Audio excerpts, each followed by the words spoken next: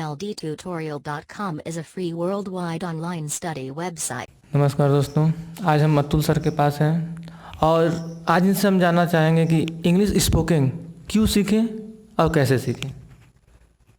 English spoken ज़रूरी इसलिए हो जाता है क्योंकि अगर हम हिंदी में ही सब काम करते हैं तो हम केवल अपने लोगों से ही कनेक्ट हो पाएंगे जो हिंदी जानते हैं। अब इंडिया में ही कम से कम 400-500 से ऊपर भी लैंग्वेजेज हैं, तो हम अगर सभी लैंग्वेजेस को सीखने जाएं तो काफ़ी ज़्यादा टाइम लगेगा और मेहनत ज़्यादा लगेगा।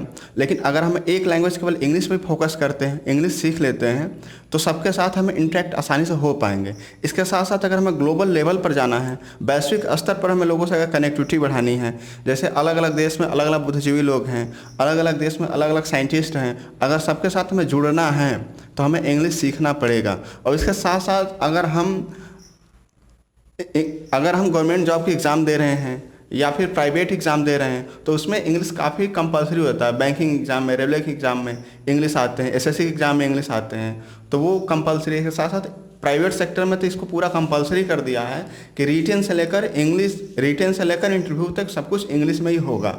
इसलिए हमें इंग्लिश सीखना काफ़ी कंपलसरी हो गया है आज के ज़माने में। अब हम बात करते हैं कि इंग्लिश स्पोकन फास्टली कैसे सीखें। आपका यही क्वेश्चन है। फास्टली सीखने का मतलब यह है कि जैसे हम छोटे बच्चे को फॉलो करें। जैसे अगर छोटा बच्चा अगर जन्म लेता है, स्टार्टिंग में जब जन्म लेता है तो स्टार्टिंग से 1 साल तक वो क्या करता है? स्टार्टिंग से 1 साल तक वो बस सुनता है, बोल नहीं पाता, केवल सुनता है। तो और सुनने के बाद धीरे धीरे 1 साल के बाद, 1.5 साल के बाद धीरे धीरे बोलना शुरू करता है, टूटी फूटी लैंग्वेज में होता है ना। तो ऐसे बस हमको इंग्लिश स्टार्ट कर सकते हैं। जैसे आप सपोज करो कि आप इंग्लिश सीखना शुरू कर रहे हो तो आप मैक्सिमम सुनने की कोशिश ज़्यादा करो। अब हम अगर ज़्यादा से ज़्यादा सुनेंगे तो वो बेटर है। और सुनेंगे कैसे? जैसे हम छोटी छोटी कहानियाँ सुन रहे हैं, इंटरनेट से सुनना शुरू कर दें। छोटे छोटे न्यूज़ जो इंग्लिश में आते हैं न्यूज़, वो सुनना शुरू कर दें। इंग्लिश में जो इंडियन मूवियाँ बनती हैं उनको देखना शुरू कर दें। तो इंग्लिश इस तरह से हम ज़्यादा सुनेंगे। जैसे इंग्लिश सुनना शुरू कर दें, कुछ समय के बाद टूटी फूटी लैंग्वेज में बोलना शुरू कर दें, तो इस तरह से इंग्लिश हमारा इम्प्रूव होगा। और इसके साथ साथ हम लिखना शुरू करें और पढ़ना शुरू करें, मतलब रीडिंग एंड राइटिंग।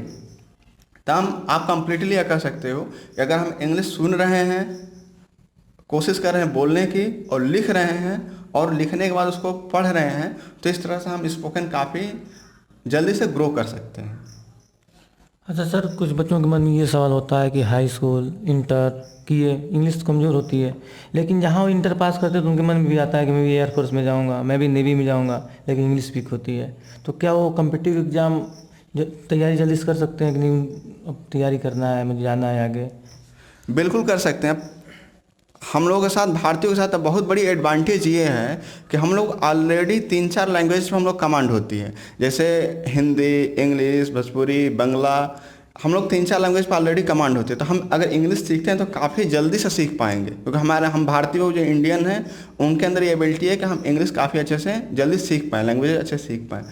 अब अगर किसी आप कॉम्पिटिटिव एग्ज़ाम के पर्पस से सीख रहे हैं तो हियरिंग मतलब सुनना, बोलना, लिखना, पढ़ना, इंग्लिश ये तो करना ही है। इसके साथ साथ हम ग्रामर पर फोकस कर सकते हैं, वोकेबुलरी बढ़ा सकते हैं, और स्पेलिंग पर हमें ध्यान देना पड़ेगा। तो ये 3-4 चीज़ें हैं जो हमें ध्यान देना पड़ेगा। इसके साथ साथ एक आता है द हिंदू का एडिटोरियल। तो ऐसे तो आप पूरा द हिंदू न्यूज़पेपर आप पढ़ सकते हैं ऑफलाइन या फिर ऑनलाइन, लेकिन द हिंदू का रोज़ डेली 2 एडिटोरियल अपलोड होता है उसके वेबसाइट पर, द हिंदू के वेबसाइट पर। तो आपके कम्पिटिटिव एग्जाम में जो कम्प्रिहेंसिंग को क्वेश्चन आते हैं वो एडिटोरियल से ही मैक्सिमम आते हैं। तो आप जो द हिंदू का जो एडिटोरियल आता है उसको आप डेली 2 एडिटोरियल आप डेली पढ़िए। उसका जो वर्ड्स वगैरह है उस पर आप ध्यान दीजिए। सिनोनिम एंटोनिम्स भी हो सकता है इसी से आ जाए। तो इस तरह से आप काफ़ी आसानी से कम्पिटिटिव एग्जाम्स भी क्रैक कर सकते हैं।